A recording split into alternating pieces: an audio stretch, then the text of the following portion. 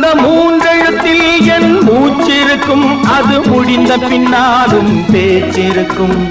உள்ளம் என்றொரு ஊர் இருக்கும், அந்த ஊருக்குள் எனக்கு ஒரு பேர் இருக்கும்.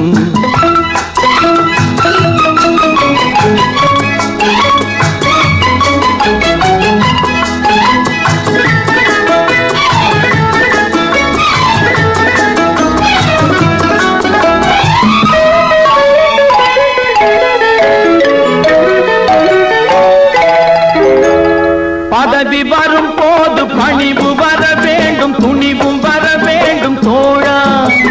பாதை தவறாமல் பண்பு குறையாமல் பழகி வர வேண்டும் தோழா.